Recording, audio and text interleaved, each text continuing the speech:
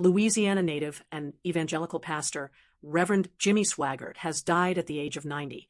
His family announced on Tuesday, July 1st, that Swaggart finished his earthly race and entered into the presence of his Savior, Jesus Christ. Swaggart, one of the most well-known televangelists in the world, was rushed to a hospital on June 15th after going into cardiac arrest at his Baton Rouge home.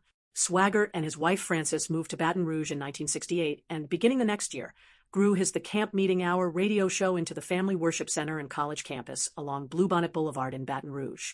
The ministry's website says it broadcasts on 3,000 TV stations and 700 radio stations.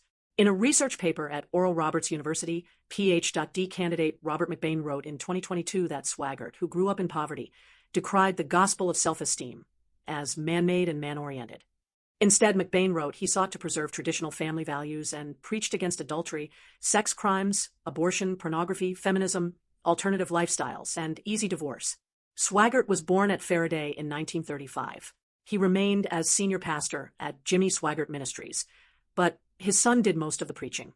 In the mid-'80s, Swaggart and others criticized two other televangelists for their alleged sexual indiscretions, which led to one of them, Marvin Gorman, to hire a photographer to collect evidence on Swaggart.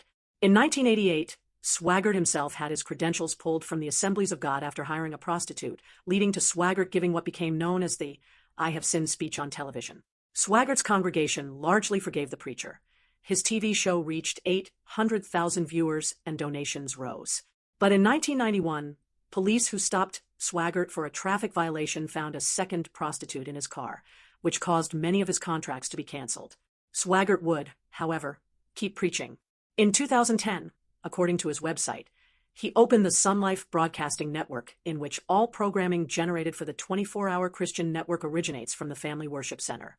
In addition to broadcasting live church services, they air regularly scheduled programs over the air or via satellite.